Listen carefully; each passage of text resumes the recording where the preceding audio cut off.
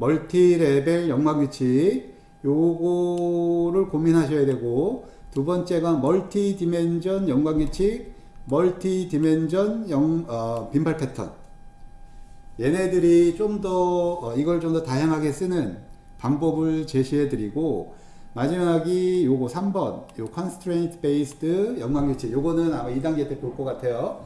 그래서 1, 2, 3 요거 3개를 는 최소한 여러분들이 빈발 패턴이나 연관 규칙을 좀 더 고차원적으로 쓰는 아이디어로 가셔야 되고, 이걸 안 쓰면 별로 좋은 거 나오지가 않습니다, 사실은. 네, 이거 꼭 쓰시기를 권장드리고. 자, 이제부터 어드밴스드예요. 이 전까지는 아마 기본적으로 대부분의 머신러닝 알고리즘, 데이터 마이닝 알고리즘에서 아마 커버했던 내용들일 겁니다. 기본이에요, 기초.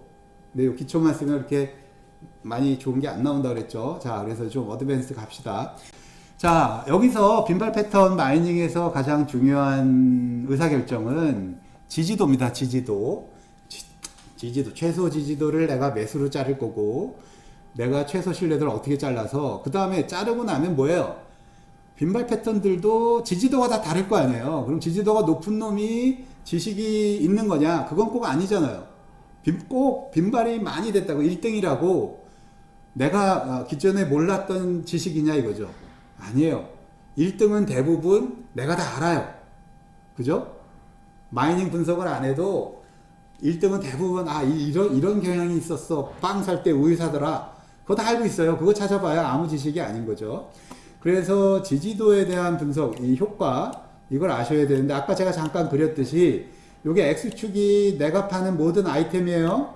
근데 지지도 역순으로 내려놓은 겁니다. 그러니까 요쪽 첫 번째 아이디가 요게 지지도가 가장 높은 아이템이겠죠. 요게 가장 높은 아이템이 지지도가 뭐 일반적으로 해봤더니 뭐 14,400, 두 번째가 뭐 1,300 뭐 이런 식으로 이게 되고, 그걸 꺾은서 그래프로 그린 거예요. 그러면 제일 내가 파는 것 중에 제일 안 팔리는 게 거의 0.몇 뭐 이렇게 되겠죠, 지지도가. 그래서 내가 과거 1년 동안에 내가 제공하는 아이템이 10의 4승계인데, 소티드 아이템이 그 10의 4승계를 지지도 역순으로 놨더니 이런 그래프더라. 뭐 이런 거예요. 그러니까 지지도, 그러니까 이거는 어디나 통하는 그래프 패턴입니다. 이마트에서 파는 뭐 40개의 아까 뭐죠? 40개가 아니지. 40만 개? 뭐 하여튼 몇 개든 그 아이템을 빈도로 나눠봤더니 이마트도 이와 같은 곡선을 그릴 겁니다. 어디나. 이거는 80-20 룰 뭐 이런 거에 따라서 대부분 이래요. 그래서 여러분들이 분석하는 모든 데이터셋이 다 이런 형태를 갖고 있는데, 최소 지지도를 매수로 잡을 거냐, 이게 이제 중요한 거죠. 그럼 최소 지지도는 어떻게 돼요? 이렇게 자르면 얘를 버리는 거죠. 원 아이템에서. 그럼 얘 갖고 분석을 하는데, 여기서 가장 중요한 게 이거를 낮게, 결국은 이렇게 자르는 거네. 이렇게 그죠? 미안합니다. 최소 지지도를 이렇게 자르면 이만큼은 원 아이템에서 삭제되지만 이만큼이 2 아이템, 3 아이템으로 분석해야 될 데이터셋이 커지죠. 근데 내가 이렇게 잘랐어요. 그럼 이만큼 버리고 요만큼만 내가 분석을 하니까 비용은 적게 들죠. 그렇지만 인사이트를 찾는 확률은 그만큼 줄죠, 반으로. 그래서 최소 지지도를 어떻게 놓을 거냐가 되게 중요합니다. 그래서 그 최소 지지도 스레시홀드를 너무 높게 잡으면 흥미로운 빈발하지 않은 그 아이템들을 찾는 확률이 미스가 되고요. 아까 얘기한 지지도를 너무 높게 잡으면 여기죠. 이만큼을 없애니까. 그 다음에 지지도를 너무 낮게 잡으면 아까 이 정도로 잡으면 처리해야 될 아이템 셋의 수가 늘어나니까 컴퓨터가 되게 커야 돼요. 아니면 아까 얘기했듯이 메모리가 내가 상대적으로 작으면 여러 개를 나눠가지고 막 내가 고생해야죠. 그러니까 이게 지금 요 두 개밖에 의사결정을 할 수가 없어요. 그러면 그래서 결론이 하나의 단일 미니멈 최소 지지도 스레시홀드를 쓰는 거는 효과적이지 않다요. 그죠? 우리가 지금 기본 틀에서는 최소 지지도 스레시홀드를 하나를 써라 라고 프레임이 잡혀 있는데 결국은 실제로 돌렸더니 안 되더라 뭐 이런 거거든요. 그래서 그거를 어떻게 할 거냐. 자, 그래서 요거 이해하셨죠? 이거 당연한 것 같고요. 그러면 좀 더 내가 좀 더 전문적이고 세분화 하려면 이거를 어떻게 나눠야 되냐. 그래서 첫 번째 시도가 다중 미니멈 서포트를 쓰는 겁니다. 여러 개의 미니멈 최소 지지도를 적용해 보는 거다. 이렇게 보시면 되고, 그걸 어떻게 적용할 거냐는 어떻게 적용하느냐의 첫 번째 버전이에요. 꼭 이걸 쓰라는 건 아니에요. 그 레벨 와이즈로도 할 수 있고 뭐 그건 있는데 일단 학계에서 연구된 게 이겁니다. 자, 그래서 아이템별로 최소 지지도를 따로따로 정의한다. 뭐 아이템 테이블에 그 지지도를 각자 정하는 거죠. 그래서 그걸 MSI라고 그래요. 그럼 예를 들면 밀크의 지지도는 5%, 콜라의 지지도는 3%, 브로콜리는 0.1, 연어는 0.5, 뭐 이런 식으로 아이템별로 최소 지지도 값을 다르게 합니다. 이게 의미가 뭐냐면 그 아이템의 중요도예요. 최소 지지도를 낮게 잡는다는 얘기는 그만큼 후보 캔디데이트 또는 지지도 서치 스페이스가 늘어나잖아요. 그만큼 내가 컴퓨팅 파워를 투자해서 볼 가치가 있는 아이템이다 라는 거고, 아이템의 최소 지지도를 높게 잡는다는 얘기는 얘는 빈발도가 딴 애보다 상당히 높아서 위에서 커트를 해야 돼, 이런 의미예요. 이렇게 아이템 셋 테이블에 그 아이템의 미니멈 지지도를 따로 정하고, 그 다음이 그 미니멈 서포트 2 아이템부터는, 이게 1 아이템 지지도는 사용자가 정해준 거고 2 아이템부터는 이렇게 계산하자예요. 어떻게? 밀크와 브로콜리 2 아이템에 대해서 미니멈 서포트는 그들 중에 최소값, 그죠? 최소값. 그러면 밀크와 브로콜리 중에 브로콜리가 더 낫잖아요. 얘가 의미 있다고 본 거니까 걔를 놓치면 안 되죠. 만약에 이걸 최대값으로 잡아버리면 브로콜리가 의미 있어서 낮춰놨는데 그게 사라지니까. 그래서 당연히 최소값으로 잡아야 됩니다. 요거 이해했죠? 네. 그래서 그러면 2 아이템도 최소값, 3 아이템 어떻게 돼? 당연히 최소값이죠? 2 아이템 이상부터는 그 아이템들의 각각의 미니멈 지지도 중에서 최소값이 그 아이템의 최소값이 되는 겁니다. 자, 이해됐죠? 자, 그래서 이렇게 포뮬레이션을 해서 아이템의 중요도를 반영한 빈발 패턴 마이닝 연관규칙을 하겠다. 이게 멀티플 미니멈 서포트 방법입니다. 자, 요게 이제 개념적인 거고요. 이제 요 개념을 쓰려고 봤더니 문제가 뭐예요? 요런 문제가 생기는 거예요. 더 이상 지지도가 엔티 모노톤 하지 않더라. 왜? 최소 1 아이템이 빈발하지 않았는데 2 아이템이 빈발해지는 상황이 발생을 합니다. 그리고 1 아이템이 그죠? 여기죠? 1 아이템이 빈발하면, 그 엔티 모노톤이라는 얘기는 1 아이템이 역으로 얘기해야 되네요. 아이템이 빈발하면 자기의 서브셋은 빈발해야 되잖아요. 근데 그렇지 않은 경우가 생기는 거죠. 그리고 1 아이템이 빈발하지 않으면 걔를 담고 있는 모든 슈퍼셋은 빈발하지 않아야 되는데 그렇지 않은 경우가 생긴다는 거예요. 그래서 지금 요게 그 얘기예요. 밀크하고 콕의 미니멈 값이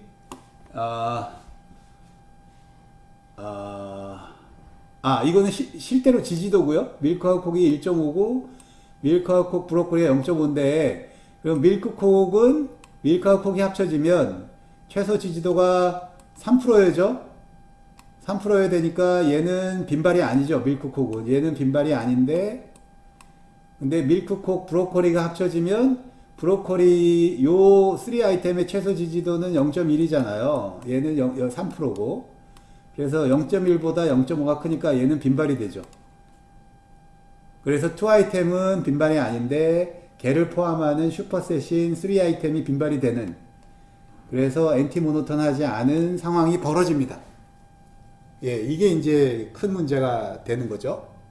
그래서 결국은 멀티플 미니멈 서포트를 지원하는 알고리즘은 이런 문제를 해결한 알고리즘이 됩니다. 네, 그래서 더 이상 이 뒤부터 이제 알고리즘 어떻게 구현하냐는 얘기인데, 만약에 여러분들이 쓰는 패키지에 멀티플 미니멈 서포트를 지원하는 함수가 있다면 그럼 이렇게 쓰시면 돼요. 근데 아직 패키지에 반영이 안 돼 있을 것 같아요. 이거는 그럼 어떻게 하냐? 여러분들이 코딩상에서 하셔야 됩니다.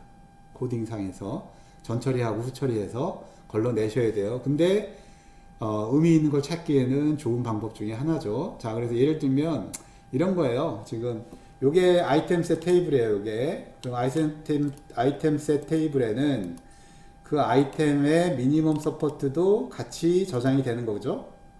그래서 색을 좀 바꿔. 요게 이제 아이템셋 테이블이죠. 요게. 그러면 A의 아이템 미니멈 서포트는 0.1인데 실제로 DB 들여져 봤더니 0.25죠. 그럼 얘는 빈발이죠. 그죠? 배치조사 지수가 크니까 B는 0.2인데 0.1, 얘도 빈발. C는 0.3인데 0.29니까 이 빈발이 아니죠. 그래서 여기 색깔이 쉐이드 된 거고, D는 0.5인데 0.05니까 아니죠. E는 맞죠. 뭐 이런 식으로 원 아이템 빈발이 지금 A, B, E가 됩니다. A, B, E. 그렇다고 해서 꼭 투 아이템이 엔티모노톤 하자 그렇진 않죠. 근데 A와 B는 최소 지지도가 0.1이 되죠. 요 놈은 그죠? 왜? 0.1과 0.2 중에 미니멈 값이 0.1. 근데 이 A와 A가 나올 확률이 0.25, B가 나올 확률이 0.25니까 후보군이 될 수 있어요. 그래서 그냥 놔둔 거고, 여기 이렇게 보면 이렇게 돼요. 후보군이 될 수 있고, AC도 마찬가지죠. AC는 최소 지도 0.1이 되고 0.25, 0.29니까 후보군이 될 수 있어요. 데이터 뒤져봐야 돼요. 근데 A, D는 어떠냐? A와 D는 봤더니 최소 지지도가 0.1인데 A의 실제 지지도가 0.25, D의 실제 0.05니까 얘 때문에, D 때문에 안 됩니다. 뒤져볼 필요도 없어요. 그죠? D가 원 아이템 빈발이 아니니까 자기 지지도로 봤을 때 0.1보다 낮죠. 그래서 X를 한 겁니다. 이런 식으로. 그래서 프루닝이 되는 경우의 수가 늘어날 수 있어요. 이렇게 보시면 돼요. 다중 미니멈 서포트를 한다 그러면 얘 어떻게 했냐면 A 프라이어리를 이렇게 정렬을 합니다. 이건 내부에서 도는 거예요. 그냥 여러분들 툴 쓰겠다 그러면 이거 이해 안 하셔도 돼요. 원 아이템 지지도의 역순으로 이렇게 인크리징이죠. 이렇게 인크리징 되게 브로콜리가 제일 작고 이런 식으로 되니까 이렇게 오더링을 매깁니다. 아이템의 오더링을.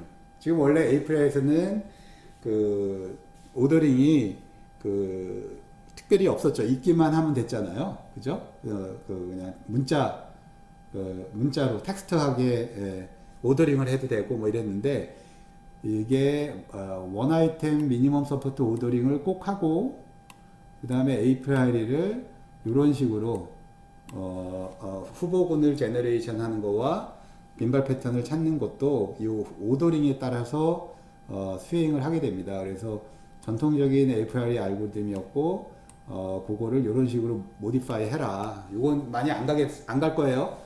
컴퓨터 과학과 하시는 분들은 이 알고리즘 읽어보시면 되고 이건 더 이상 깊이 안 갑니다. 이렇게 변형을 해서 그래서 다중 미니멈 서포트를 지지하는 그런 알고리즘이 제한되어 있습니다. 네, 그건 여러분들이 찾아보시고 운이 좋아서 그런 패키지를 찾으면 쓰시면 되고 만약에 그 패키지 못 찾았는데 여러분들이 이 개념을 쓰고 싶다 그러면 코드로 구현하시면 됩니다. 밖에서 API나 FP 추리로 빈발 패턴을 구하되 전처리 후처리로 잘라주면 돼요. 그죠?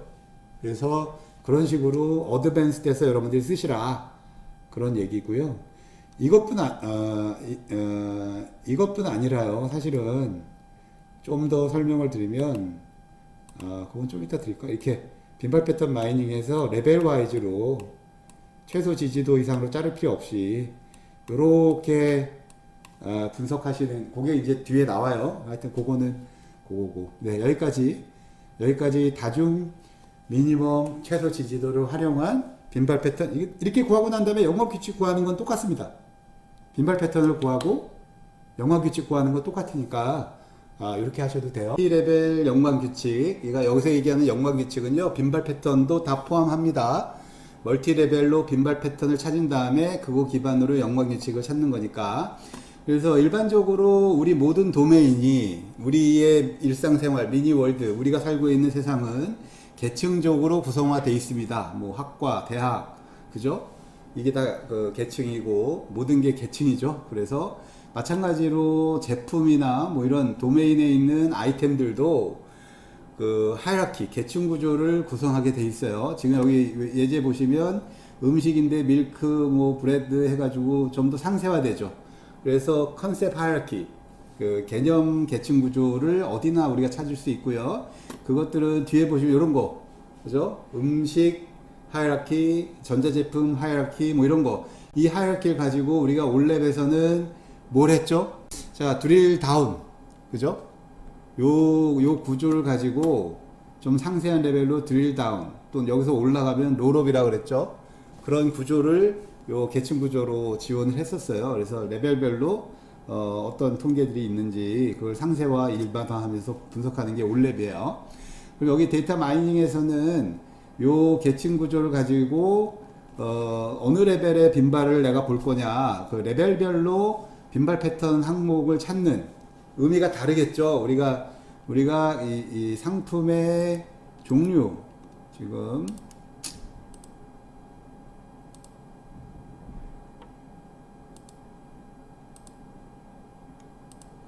자, 이 레벨이면 상품의 큰 캐테고리죠. 음식에. 근데 좀 더 난 더 들어갈 거야. 그럼 좀 더 상세한 레벨의 빈발 패턴을 찾을 거고, 더 내려가면 이제 제품이죠. 제품. 그 상품의 제품. 그래서 일반적으로 회사다 그러면 자기 제품이 얼마나 빈발하게 팔리냐, 요걸 보고 싶을 거고, 그 다음에 이마트에다 그러면 어떤 특정 상품을 잘 팔아야 될 의지는 없으니까, 그죠? 요 위 정도가 될 것 같아요. 여기나 여기. 그래서 이거를 레벨별로 구별해서 빈발 패턴 마이닝을 하는 거를 멀티 레벨 연관 규칙이라고 합니다. 연관 규칙. 그래서 요거를 하는 대표적인 방법 중에 여러분들이 그냥 FP 브로스 방법으로 또는 API 방법으로 빈발 패턴을 구하는 알고리즘만 배웠는데, 그래도 멀티 레벨 하실 수 있어요. 왜? 여러분들의 인풋 데이터, 요 트랜잭션 DB에 있는 항목들을 디멘전과 레벨로 인코딩을 하시면 됩니다. 인코딩. 어떻게, 그건 지금 뭐 못하는 게 아니라 인코딩을 해서 인코딩 된 애를 FP 그로스 방법으로 돌리시면 돼요. 어떻게? 요게 지금 인코딩 된 거예요. 자, 지금 요 다음 페이지에, 아이고야. 추리가 두 개 있죠. 이 1번 추리, 2번 추리라고 그러고, 그 다음에 요 각 추리의 레벨이죠. 이게 첫 번째 레벨. 이게 두 번째 레벨, 이게 세 번째 레벨, 뭐 이런 식이 되겠죠. 그리고 거기서의 레벨에서의 순서, 그러면 이게 첫 번째 순서, 그러면 또 다른 색으로 해볼까요? 이게 첫 번째 순서, 두 번째 순서, 세 번째, 여기도 첫 번째, 이 레벨에서 첫 번째, 두 번째, 이 레벨에서 첫 번째, 두 번째, 이렇게 되죠. 그러면 1 이렇게 되면 어떻게 돼요? 브레드죠, 브레드. 그래서 여기서 보면 111은 브레드, 뭐 이런 식으로 되는 거예요. 그래서 여러분들이 하이라키를 여러 개 구성을 하고 레벨 정하고 레벨에서의 순서 정하면 그거를 항목의 코드로 인코딩을 해버리면 그 여러 레벨과 여러 컨셉 하이라키를 구별해서 트랜잭션에 넣고 요걸 그냥 FP 추리에 돌려놓으면 빈발 패턴을 보고 여러분들이 어떤 레벨에 어떤 누구한테 있는지를 코드만 보고 아실 수 있어요. 자, 요거 이제 멀티 레벨 알고리즘, 연관계치 알고리즘으로 제한도 됐지만 디폴트인 API나 FP 추리로도 여러분들이 돌릴 수 있다, 이렇게 보시면 되겠고요. 이런 걸 하셔야 돼요. 이거 안 하고 그냥 디폴트 스탠다드 연관규칙 알고리즘을 돌려서는 절대 좋은 거 안 나옵니다. 다시 한번 얘기하지만. 자, 그래서 멀티 레벨 연관규칙은 결국은 개념 하이라키, 컨셉 하이라키를 이용해서 빈발 패턴을 다양하게 레벨별로 보겠다. 그래서 로우 레벨에 있는 것들이, 로우 레벨은 지지도가 낮아서 최소 지지도 이하로 떨어져서 우리가 빈발 패턴을 못 볼 수도 있죠.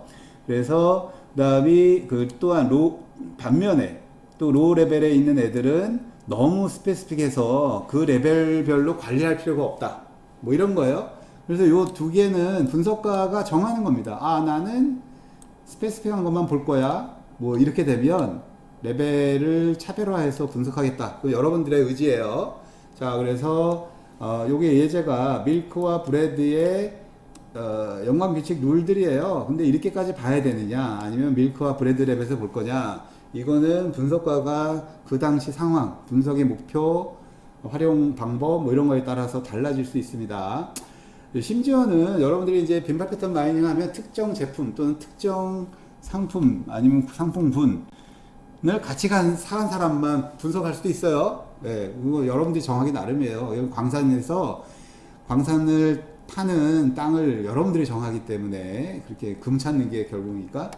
자, 그 다음에 이제 멀티 레벨 연관규칙에서 우리가 알아야 될 디폴트 룰입니다. 왜? 멀티 레벨 연관규칙에서 중요한 거는 X가 만약에 어떤 아이템 셋인데 X의 서브셋으로 X1이 있고 X2가 있다. 그러면 X1, X2의 슈퍼셋이, 그러니까 페어런츠가 되죠. 서브셋. 그죠? 우리가 레티스에서. 그러면 만약에 X1이 빈발이면 X는 당연히 빈발이죠. 그죠? 우리가 알 수 있고, X2가 빈발이다. 그러면 당연히 X도 빈발이죠. 어떤 룰에 의해서? 슈퍼셋 커버리지, 에이프라리 프로퍼티에 의해서 이렇게 당연히 우리가 이걸 알 수 있고요. 그럼 요걸 좀 더 확장해서 X1과 Y1이 빈발이고, X가 X1의 부모라면, 그리고 Y가 Y1의 부모라면 X와 Y1도 빈발이고 X1과 Y도 빈발이고 X와 Y도 빈발이다.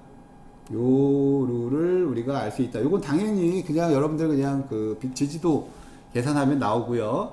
요런 걸 우리가 알 수 있고, 그거에 또 기반해서 X가 발생할 때 Y가 발생하는 게 최소 신뢰도를 넘어요. 연관규칙이에요.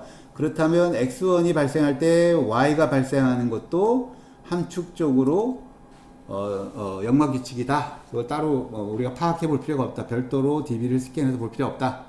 이건 수학적으로 계산이 되니까 이거 여러분들이 손으로 해보시면 되고요. 자, 그래서 다차원 연관규칙을 찾는 방법, 그죠? 방법으로는 제일 쉬운 게요.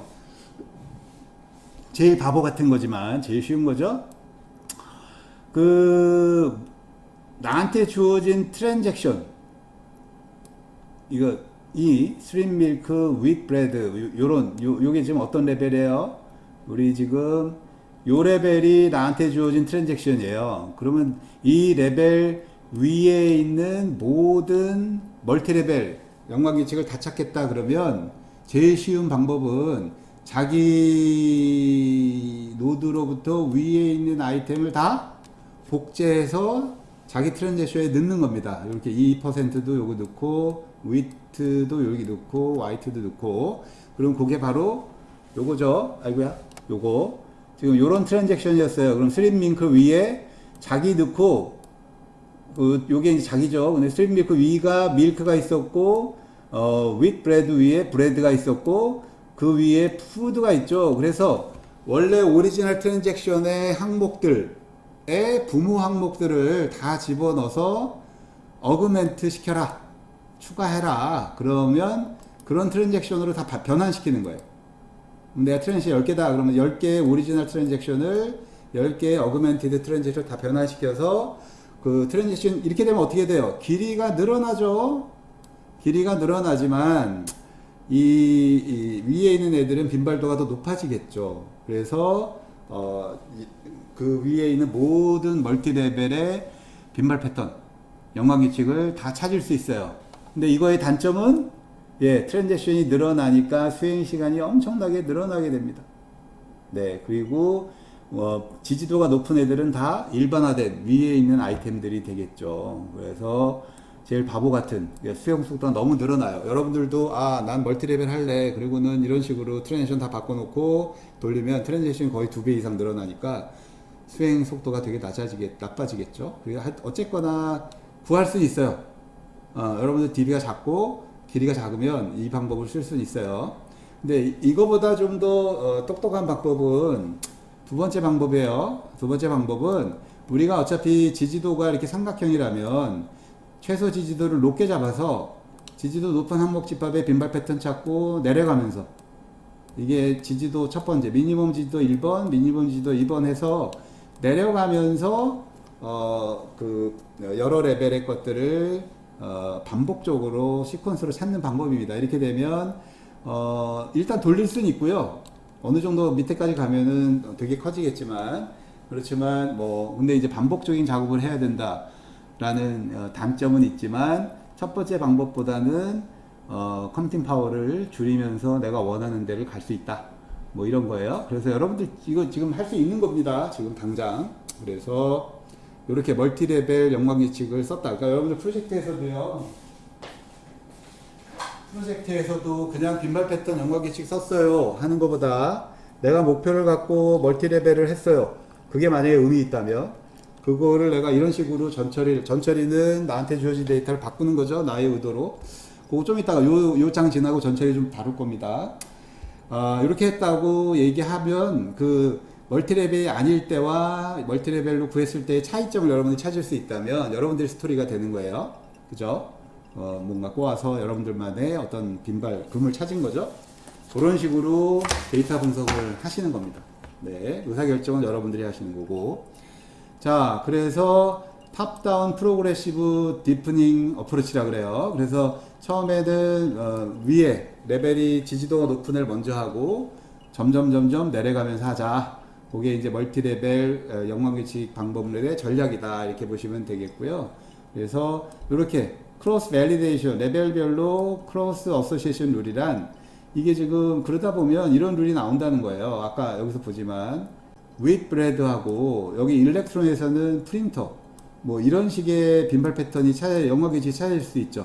레벨이 서로 다른, 그죠? 레벨 와이즈가 아니라 레벨이 서로 다른 이런 것도 여러분들이 컨트롤할 수 있습니다. 자, 그럼 여기서 중요한 거는 내가 최소 지지도를 하나를 쓸 거냐 여러 개를 쓸 거냐 이런 문제예요. 그래서 유니폼 지지도와 리듀스 지지도 어렵게 보지만 간단합니다. 이렇게 유니폼 최소 지지도는 모든 레벨의 최소 지지도를 같게 쓰는 겁니다. 같게. 자, 그래서 최소 지지도를 5%를 했다 그러면 그게 레벨 1이든 레벨 2든 똑같이 하는 겁니다. 그러면 똑같은 최소 지지도를 하니까 얘가 빈발이면 얘는 무조건 빈발이죠. 근데 얘가 빈발일 때 이 아래는 빈발이 아닐 수도 있죠. 근데 이게 장점은 되게 관리가 편하다요. 레벨별로 내가 관리를 안 하지만 그게 편하지만 편하다고 내가 원하는 금을 찾은 건 아니겠죠. 그래서 만약에 얘를 너무 높게 잡으면 미싱하고 너무 낮게 잡으면 부하가 많이 걸립니다. 그죠? 근데 reduced support란 이렇게 지금 레벨 1을 5%로 잡았다면 레벨 2는 이게 상쇄도가 되니까 지지도가 낮게 돼 있어요. 일반적으로. 그래서 프로포셔널하게 한 3%를 내가 줄인다. 레벨별로 지지도, 최소 지지도, 내가 빈발률을 정의하는 지지도를 다르게 가져가겠다. 이게 리듀스드 서포트입니다. 이거 역은 반대는 말이 안 되죠. 위는 3%, 아래는 5%는 말도 안 되는 거고요. 내려갈수록 지지도가, 최소 지지도가 낮아져야 되죠. 네, 그거 여러분들이 그렇게 설정을 하셔야 돼요. 자, 그래서 리듀스드 서포트를 하게 되면 로우 레벨에 있는 애들을 좀 더 많이 찾게 되는데 그것들 중에서도 내가 어떤 아이템들을 찾을 거냐, 레벨과 레벨을 독자적으로 볼 거냐, 아니면 레벨별로 볼 거냐, 레벨 크로스로 볼 거냐, 이런 여러 가지 전략이 있는데, 이건 여러분들이 상세하게 좀 더 생각하시면 되고요. 이렇게 멀티 레벨을 찾을 수 있다. 그런 얘기고, 그렇게 되면, 이제 멀티 레벨을 찾게 되면, 이게 리던던시가 있게 됩니다. 그러니까 나한테 좋은 지식도 찾아질 수 있겠지만, 이런 것들이 리던던시예요. 비례로 지지도가 줄어드는 경우. 예를 들면 밀크와 윗브레드가 지지도가 8%예요. 이 빈발 패턴에. 그 다음에 신뢰도가 70%였어요. 밀크와 윗브레드는 우리 레벨에서 보면, 다시 앞으로 가면, 네, 어디 갔죠? 밀크와, 여기서 볼까요? 밀크와 윗브레드, 예, 이렇게 돼 있잖아요. 요 레벨이었는데, 근데, 우리가 그거를, 네, 좀 더 상세하게 보면 2% 밀크와 윗브레드는 사실은 밀크의 차일드가 2% 아니에요? 근데 이게 밀크의 차일드가 두 개죠. 2% 밀크랑 앞에 다시 가면 2% 밀크랑 스림 밀크 이 두 개밖에 없어요. 그러면 스림 밀크 지지도와 2% 밀크 지지도를 더하면 밀크겠죠. 그러니까 밀크의 지지도를 둘로 나눈다라는 거고, 거기에 정확한 나누는 포인트를 모르면 반을 나눈다, 반 정도 그런 식으로 판단을 하면 지금 얘가 이렇게 되는 거죠. 밀크가 들어갔을 때 지지도가 8%인데 2% 밀크가 5%예요. 그럼 한 반 정도 조금 넘는 거죠. 예, 그리고 신뢰도 거의 비슷하죠.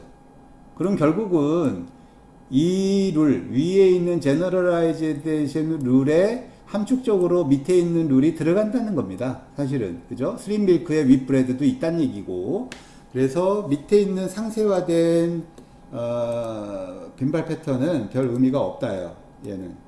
그죠? 리던던시하다.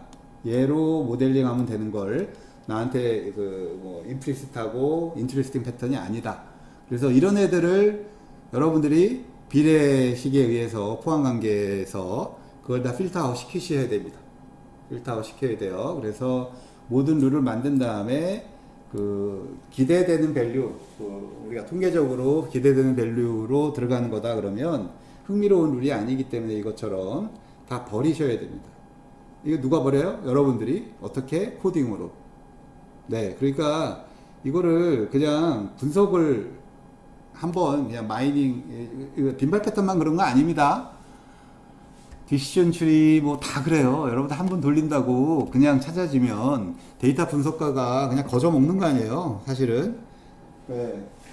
그렇게 되지 않습니다. 데이터 분석가 그냥 초보자들은 못 찾는 거를 잘하는 사람을 찾아야 되기 때문에 결국은 분석가가 땀과 노력과 자기의 전문성을 다 이런 반복적인 작업을 해서 찾는 겁니다. 그래서 그걸 트레이닝 하셔야 돼요. 계속 점진적으로 데이터 마이닝 퀄리티를 리파인 해 가라. 이거는 빈발 패턴뿐 아니라 모든 거에 다 되는 겁니다. 그래서 데이터 마이닝 오퍼레이터는 싼 게 있고 비싼 게 있고 러프한 게 있고 정확한 게 있습니다. 근데 요 슈퍼셋 커버리지 프로퍼티, 그러니까 내가 중요한 정보를 놓치지만 않는다면, 다른 얘기가 아니죠. false positive, 그죠? 내가 잘못해서 에러는 넣을지언정 찾아야 될 지식을 제외시키지 않겠다는 겁니다. false negative는 찾아야 될 애를 못 찾는 거예요. 그래서 이런 슈퍼셋 커버리지 프로퍼티만 가지면 싸고 러프한 알고리즘을 먼저 해라. 그죠? 먼저 적용해라. 그리고 남은 거에 대해서 추가적인 걸 해라. 요게 되게 중요한 전략입니다. 요거 되게 중요한 전략이에요. 왜? 우리가 전체 서치핏에 이렇게 돼요. 빈발 패턴 마이닝 할 때. 그러면 API 알고리즘이나 이런 거 보면 원 아이템 빈발을 먼저 찾아요. 그럼 얘는 사실은 N 아이템 빈발이 될 수 없는 애들이에요. 근데 비용은 싸죠. 이런 얘기입니다. 첫 번째 원 아이템 빈발로 안 되는 아이템들 다 제거하고 트랜잭션 길이도 줄어들고 사이즈도 줄었을 때 뭐 A-priority든 FP 그로스든 알고리즘을 적용하면 비용이 더 싸다예요. 그런 식으로 한 방에 FP 그로스를 돌리는 것보다 원 아이템 먼저 필터링하고 돌리는 게 더 싸다. 그게 가장 간단한 예고요. 그거 아니고도 이제 멀티 레벨이다 그러면 아닌 애들 제거하는 거를 여러 스텝으로 제거하시면 됩니다. 네, 이게 뭐 비용이든 뭐 가격이든 이런 걸로. 그래서 지금 수업 시간에는 기본만 가르치지만 여러분들이 여러분들 도메인에서 특정 아이템, 찾고 싶은 아이템의 특징을 찾아서 그거를 함수화하고 필터링 하셔야 돼요. 안 찾아도 되는 애들을 필터링 하는 게 더 중요합니다. 이제 다차원, 멀티 디멘전 영광규칙을 찾는 건데요. 지금 개념은 쉽습니다. 우리가 여지껏 봤던 거는 1차원 DB예요. 뭐냐 하면 by. 샀다. 이마트에서 밀크를 살 때 빵을 사더라. 그래서 요 바이가 똑같아서 1차원이다 보니 이거를 생략한 겁니다. 트랜잭션에서. 그죠? 그래서 밀크 브레드를 같이 그냥 산다라는 걸로 그냥 같은 차원인 거죠. 샀던 거 여러 개 반복적으로 산 걸 얘기한 거고. 자, 그럼 다차원 DB란 뭐냐? 의미적으로 다른 차원의 얘기입니다. 자, 그래서 나이, 직업, 그다음에 그 사람들이 산 상품, 이거 완전히 의미적으로 다른 속성이죠. 나이 속성, 직업 속성, 산다는 속성. 근데 이게 이제 나이나 직업은 하나일 텐데 개인별로 산다가 여러 개니까 이게 섞여 있는 겁니다. 그래서 예, 그다음이 근데 어쨌거나 차원은 다 다른 거죠. 그래서 요 밑에 하이브리드는 사는 게 요게 하나만 산 거고요. 위에 거는 산다가 원 아이템 하나만 산 거라면 밑에 있는 하이브리드는 우리가 지금 요게 이제 반복해서 나온 것처럼 그 사는 게 여러 번, 사는 차원이 여러 번 나오는 영광규칙을 얘기하는 겁니다. 요게. 그래서 하이브리드. 그래서 어쨌거나 하나의 속성 이상의 것들이 참여되는 거를 우리가 다차원이라고 그러고요. 그리고 어렵게 생각하지 마시고 다차원이면 관계형 DB 에서의 연관규칙을 찾는 게 다차원이에요. 왜? 관계형 DB 속성이 여러 개니까. 그래서 관계형 DB와 요 트랜지션 DB가 섞여 있는 게 다차원 DB다. 이렇게 보시면 돼요. 그래서 예, 뭐 요것들 어떻게 살 거냐 뭐 이런 거라 지금 요 멀티 디멘저널 연관규칙은 나중에 좀 더 얘기하겠지만 전처리로 여러분들이 관계형 DB의 한 레코드를 트랜잭션으로 만드시면 돼요. 왜? 레코드가 오토믹한 트랜잭션이에요. 그래서 그렇게 만드시면 되고, 그 다음에 수치 데이터들을 차원으로 바꾸려면 요게 지금 요런 유메릭 데이터들이죠. 요런 것들이 이제 요게 나이가 우리가 빈발 패턴에서는 수치 데이터를 안 받습니다. 범주형으로 바꾸셔야 되는데, 그러면 범주로 바꾸는 방법 중에 하나가 우리가 스테릭하게 이산화하는 거죠. 10대, 20대, 30대, 40대 뭐 이렇게 그게 데이터를 보고 이산화라고 그래요. 그거를 10세부터 19세까지 10대로 변환시키는 거예요. 전처리. 여기 전처리 테크닉에서 다 하는 거고요. 또 하나가 뭐 월급 뭐 이런 것도 이제 뭐 100만 원대, 200만 원대, 300만 원대 이런 식으로. 그다음이 비닝을 하는 방법이 있고요. 히스토그램 같은 거. 그다음이 그냥 클러스터링 비슷하게 디스턴스로 하는 방법. 그래서 스테릭하게 디스크리타이제이션 하는 거는 이런 식으로. 요게 지금 나이와 수입과 뭘 샀느냐, 요게 이제 레티스잖아요. 그러면 이런 식으로 엮어서 요렇게 이제 빈발 패턴 마이닝을 해야 되는데 요 두 개가 수치죠. 그러니까 얘를 이산화해서 넣는다. 이렇게 요렇게. 요게 이제 이산화하는 거예요. 나이와 인컴을 나이와 수입 요 2차원이죠. 거기서 요렇게 요게 이산화한 거죠. 33에서 34 나이대의 수입 범위로 나눠서 요거를 트랜잭션 자체를 바꿔 가지고 빈발 패턴을 만드는 겁니다. 예, 그래서 이것도 다 전처리, 여러분들이 전처리할 내용이 많아지는 거고요. 이걸 하셔야 돼요. 이거 안 하시고 수치를 넣을 수 없으니까. 그 다음에 디스턴스 베이스드 연관규칙은 거리입니다. 거리. 그래서 비닝이라고 해서 equi width, equi depth 뭐 이런 걸 쓰거나 아니면 디스턴스 거리로 이렇게. 그러면 equi width 같은 경우가 이산화죠. 그래서 0에서 10 사이, 뭐 11에서 20, 요게 이제 제일 간단하죠. 이산화에서. 그 다음에 equi depth는 카운트예요. 7에서 20 사이의 개수가 5고 뭐 이런 식으로 같은 값을 갖는 애들 이렇게 넣는 거고, 그 다음에 실제 거리로 요걸 이산화하는 방법, 이런 것들이 있습니다. 요거는 우리가 전처리 때 좀 더 볼 겁니다. 그리고 여러분들이 이미 알고 있어요. 히스토그램 같은 거 또는 비닝 이런 거 찾아보시면 되고요. 그래서 다양한 방법을 할 수 있습니다. 아니면 클러스터링을 하셔도 되고, 그죠? 수치에 대해서 분집을 1차원 분집을 돌리면 데이터가 많은 분집의 범위가 나올 거 아니에요. 그럼 클러스터 아이디를 빈발 패턴에 넣어버리시면 됩니다. 그거 좀 이따가 다음에 다시 할 거니까 그렇게 보시면 되고요. 그게 다차원 연관규칙을 얘기하는 겁니다. 네. 그래서 연관규칙을 테이블 형식으로, 이게 여러분들이 어떤 툴을 쓸지 모르지만, 네, 코딩으로 보면 이런 걸 안 보이겠죠. 근데 어쨌거나, 이렇게 바디와 헤드를 이렇게 지지도, 컨피던스 보여주고, 아니면 그래프로 보여주는 이런 방법들이 있고요. 여기서도 비주얼라이제이션 하는 방법이 있습니다. 그건 툴에서 여러분들이 보시면 돼요. 연관규칙을 보는 거. 그래서, 자, 흥미도 척도를 이제 봅시다. 연관규칙에서 흥미도 척도란 우리가 객관적인 척도로 지지도와 신뢰도를 배웠어요. 예, 요거 당연히 써야 되고요. 이거보다 더 많은 거를 여러분들이 만들어서 쓰라고 그랬죠. 그리고 주관적인 척도로는 요게 이제 빈발 패턴의 주관적인 척도가 될 겁니다. 어떤 패턴이 흥미롭다. 언제? 기대하지 않았어요.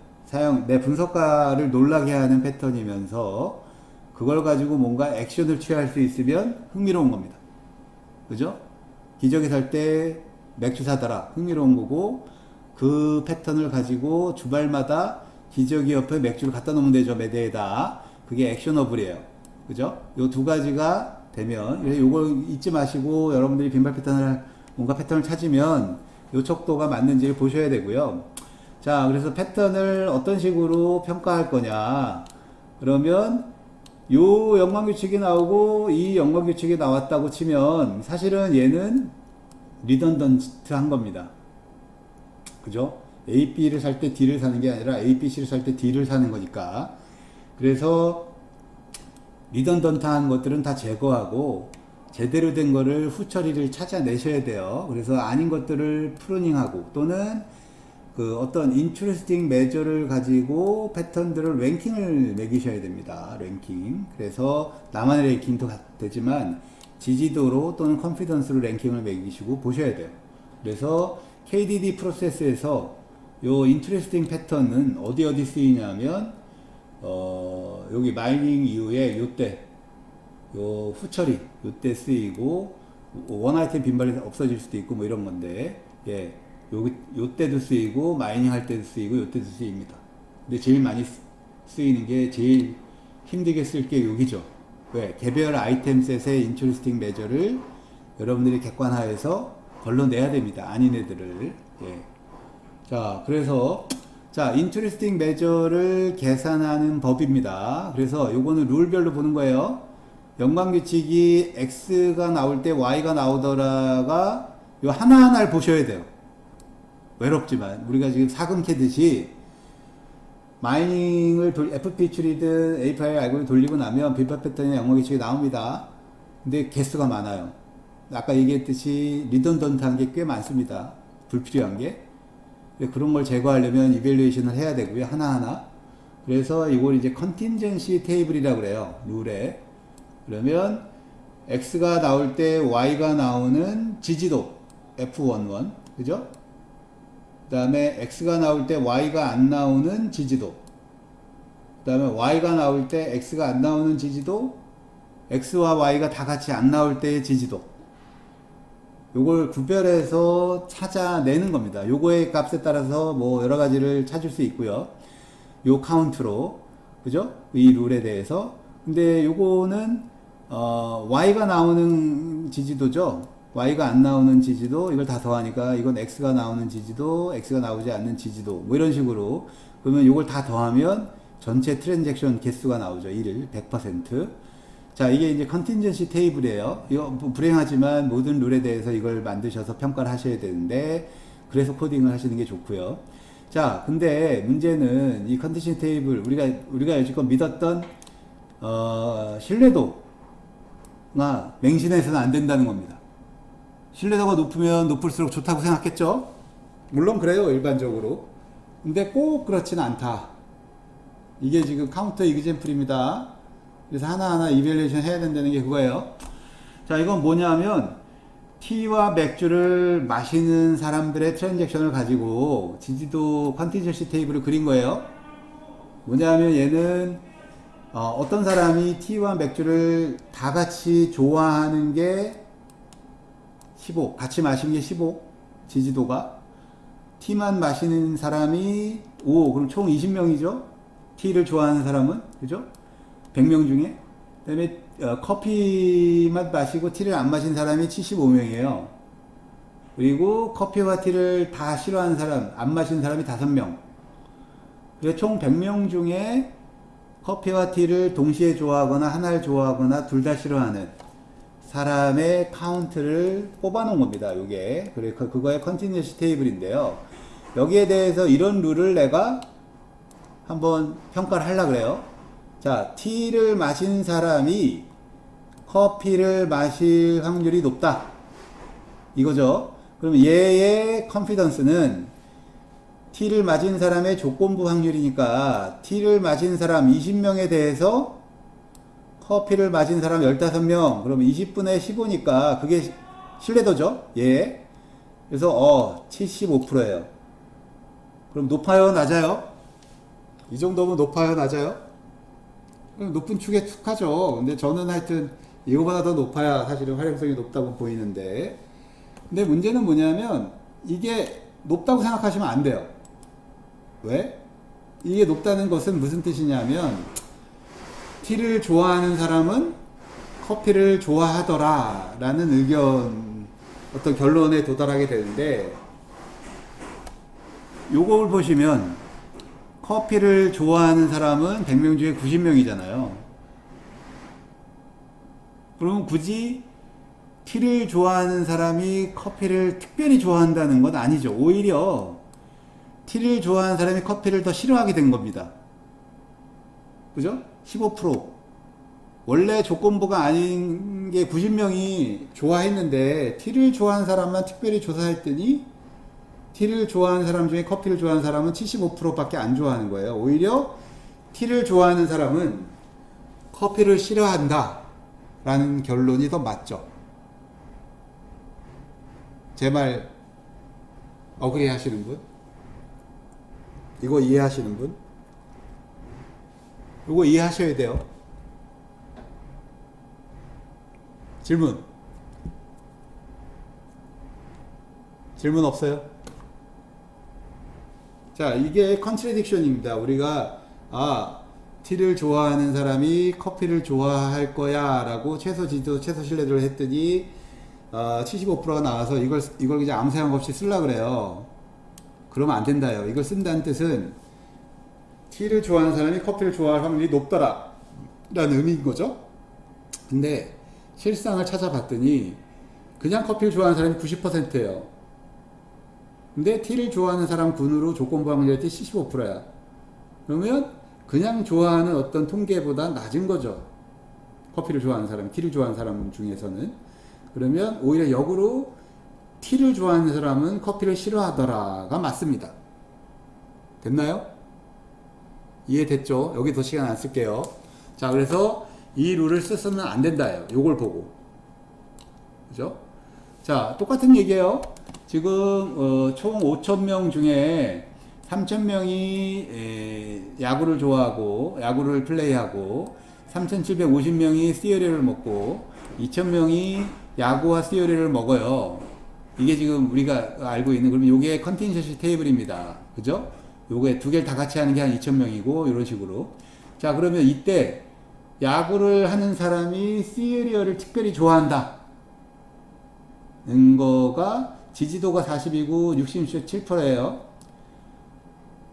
야구를 좋아하는 사람이 특별히 시리얼을 좋아한다. 그죠?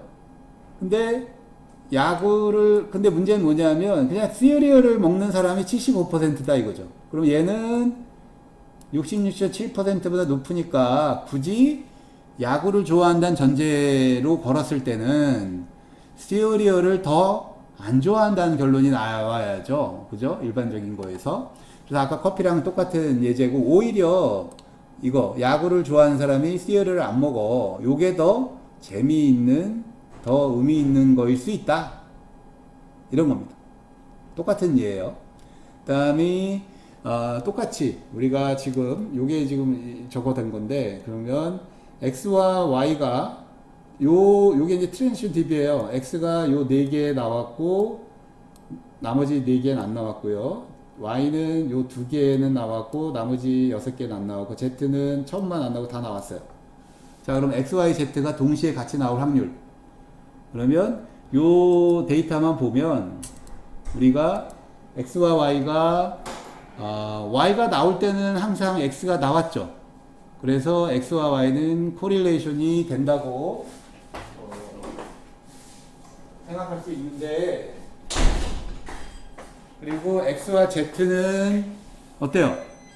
x가 나올 때 3번 나왔지만 안 나올 때도 z는 4번 다 나왔죠. 그래서 x와 z는 x가 안 나올 때 오히려 더 많이 나왔다 라는 게 우리가 이때 데이터만 봤을 때의 상황인데, 우리가 지지도와 코릴레이션을 그 지지도와 컨피던스만 보면 x가 나올 때 요 네 가지 경우일 때 z가 나오더라는 75%죠. 그래서 코릴레이션이 되게 높아 보입니다. 그죠? x가 나올 때 z가 나오더라. 그러면 이제 이게 코릴레이션이 되게 높아 보이죠. x가 나올 때 y가 나오더라는 컨피던스가 되게 낮아요. 그렇지만 실질적으로는 데이터만 보면 x와 y는 포지티브하게 코릴레이션 돼 있는데, 신뢰도를 가지고 평가를 했더니 반대의 결과가 나오게 되더라 이거예요. 지금 커피나 베이스볼처럼. 그래서 이거를 어떻게 좀 동시에 나오는 게 반대로 보이는 거니까, 그러면 그거를 좀 더 걸러낼 수 있을까 나온 게 요 코릴레이션 향상도입니다. 향상도. 그래서 요건 우리가 그냥 확률로 보시면 돼요. A가 독립적으로 발생하는 경우와 A와 B가 독립적인 경우 행위일 때 확률을 곱하죠.